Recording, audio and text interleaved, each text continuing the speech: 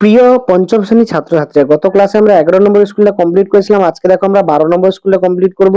12 নম্বর স্কুলে কি বলেছে দেখো। প্রথমে এমসিকিউ প্রশ্নগুলো করব একের দাগে ঝটপট করে। কোন কোন সদস্যর মোরব্বার জন্য বিখ্যাত? উত্তর হবে সিউড়ি। কেলেঘাই ও কংসাবতী নদী মিশেছে কোথায়? না হলদি নদীতে মিশেছে। গান্ধী বুড়ি কাকে বলা হয়? না মাতঙ্গিনী হাজরাকে। বিলুপ্ত মাছ হলো সরপুঁটি। জমিতে গোবর সার ব্যবহার করা হয় কিভাবে? না জৈব সার হিসাবে। গোবর হচ্ছে যেহেতু জৈব সার হিসাবে জমিতে ব্যবহার করা হয়। বাগদা, গলদা এগুলি হচ্ছে ড্যাশ চিংড়ি মাছের একটা প্রজাতি। পশ্চিমবঙ্গের পশ্চিমের মালভূমি বেশিরভাগ কাঁকর পাথর মেশানো মাটি। তারপরে বলেছে দেখো, পৃথিবীর প্রায় সব সভ্যতাই কোথায় গড়ে উঠেছিল? নদীর তীরে গড়ে উঠেছিল। গঙ্গা হচ্ছে একটা নিত্যবহ নদী। গঙ্গা কি নদী? না নিত্যবহ নদী। এরপরে দেখো, নিত্যবহ নদী সারা বছর জল থাকে না, এটা ভুল, সারা বছর জল থাকে। সুন্দরবনে যেসব নদী শেষ পর্যন্ত বঙ্গোপসাগর, যেটা সত্য। মানুষের স্বাস্থ্য একটি সম্পদ, এটাও সত্য কথা।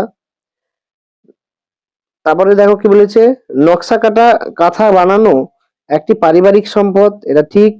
রাসায়নিক সার ব্যবহার করলে জমির উর্বরতা বাড়ে, এটা সম্পূর্ণ মিথ্যা কথা, উর্বরতা আরো কমে যায় বাড়ার বদলে। তারপরে কি কি প্রশ্ন বলেছে দেখো, প্রশ্নগুলো আলোচনা করে উত্তরগুলো আমরা নিচে আলোচনা করব। দার্জিলিং এ পেঁপের মতো দেখতে ফলটির নাম হচ্ছে স্কোয়াশ, এটা লিখবে স্কোয়াশ, এখানে ধরবে না বলেই যে এখানে উত্তর লিখেছি। আগেকার দিনে কীটনাশক হিসেবে কোন পাতা? নিম পাতা ব্যবহার করা হতো। গঙ্গার ধারা বাংলাদেশের মধ্য দিয়ে কি নামে প্রবাহিত হয়েছে? উত্তর হবে পদ্মা নামে। তারপরে প্রশ্ন কি বলেছে দেখি দেখো, ডিভিসির পুরো নাম কি? Damodar valley corporation. সুন্দরবনের বিখ্যাত উদ্ভিদ ও প্রাণীর নাম হচ্ছে কি? Royal Bengal tiger. উদ্ভিদ হচ্ছে সুন্দরী, প্রাণী হচ্ছে রয়্যাল বেঙ্গল টাইগার। তমলুকের আদি নাম ছিল তাম্রলিপ্ত বন্দর। তমলুকের আদি নাম তাম্রলিপ্ত বন্দর। তারপরে বড় প্রশ্ন কি কি দিয়েছে দেখো। প্রথম প্রশ্ন বলেছে নদীমাতৃক সভ্যতা কি? পর্বত শৃঙ্গ থেকে কিভাবে নদী তৈরি হয়? বন পরিবেশের কি কি উপকার করে? কোন কোন জেলার আম বাগান বেশি দেখা যায়? সুন্দরবনে মানুষ কি কি কাজ করে? এবং এদিকে ম্যানগ্রোভ বর্গীয় বৈশিষ্ট্য, তরাই অঞ্চল, বিদ্যাসাগর বিবেকানন্দের অবদান, আগেকার মানুষ রান্নার কাজে কিভাবে বুদ্ধি প্রয়োগ করেছিল এবং হারভেস্টার কি? তো চলো এই প্রশ্নের উত্তরগুলো আমরা দেখে নেবো, লং কোশ্চেন উত্তরগুলো। তো এখানে দেখতে পাচ্ছ 12 নম্বর স্কুলে প্রশ্নপত্রগুলো উত্তর দেওয়া আছে। প্রথম প্রশ্ন, নদীমাতৃক সভ্যতা কাকে বলে? নদীর তীরে গড়ে ওঠা সভ্যতাকে নদীমাতৃক সভ্যতা বলা হয়। পর্বত শৃঙ্গ থেকে কিভাবে নদী তৈরি হয়? এখানে দেখো বরফ গলে বা বৃষ্টির জলে। বন পরিবেশের কি কি উপকার করে?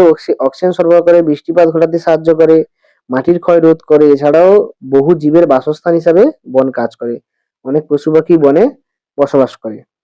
পশ্চিমবঙ্গে কোন জেলায় আম বাগান দেখা যায়? উত্তর হবে মালদা জেলায়। মালদা, মুর্শিদাবাদ এইসব জেলায় প্রচুর আম বাগান দেখা যায় এবং এদের জলবায়ু আম চাষের জন্য উপযুক্ত। সুন্দরবনের মানুষের কি কি কাজ করে? মানুষ কাঠ, মধু, মোম সংগ্রহ করে এবং মাছ ধরে জীবিকা নির্বাহ করে। এছাড়াও কৃষিকাজও করে।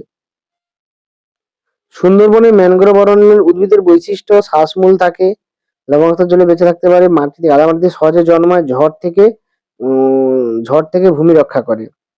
এখানে তোরাই হয়ে গেছে, তরাই হতো, তর একার হস্য, এটা তোমরা লিখবে এখানে। তোরাই হবে না, তোরাই হবে না, তরাই হবে। কি তরাই অঞ্চল কাকে বলা হয়? হিমালয় পাদদেশে অবস্থা স্যাঁতস্যাঁতে আর্দ্র অঞ্চলকে তরাই অঞ্চল বলা হয়। এখানে ঘন উর্বর মাটি দেখা যায়। বিদ্যাসাগর বিবেকানন্দের অবদান, নারী শিক্ষা, বিধবা বিবাহ, বহু বছর গুরুত্বপূর্ণ ভূমিকা পালন করে বিদ্যাসাগর। আর বিবেকানন্দের সমাজ সেবা এবং ধর্মচিন্তা প্রসারে অবদান রাখে।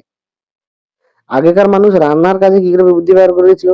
প্রাচীন মানুষ আগুন আবিষ্কারের করে রান্না শুরু করে, পরে মাটির পাত্র, পরে খাবার রান্না করতে শিখেছিল। হারভেস্টার কি? হারভেস্টার হচ্ছে একটা আধুনিক কৃষি যন্ত্র। এটি দিয়ে দ্রুত ফসল কাটা এবং সংগ্রহ করা হয়, এর ফলে শ্রম ও সময় দুটো বাঁচে। তো এই হচ্ছে তোমাদের 12 নম্বর স্কুলের টোটাল প্রশ্নপত্র। তো তোমরা ভালো করে প্রশ্নপত্রগুলো সমাধান করো। কোনো সমস্যা থাকলে কমেন্টে আমাকে জানাও। দেখা হচ্ছে পরের ভিডিওতে। পরে আমরা 13 নম্বর স্কুলটা নিয়ে আলোচনা করবো। অলরেডি 13 নম্বর স্কুলটা রেডি হয়ে আছে।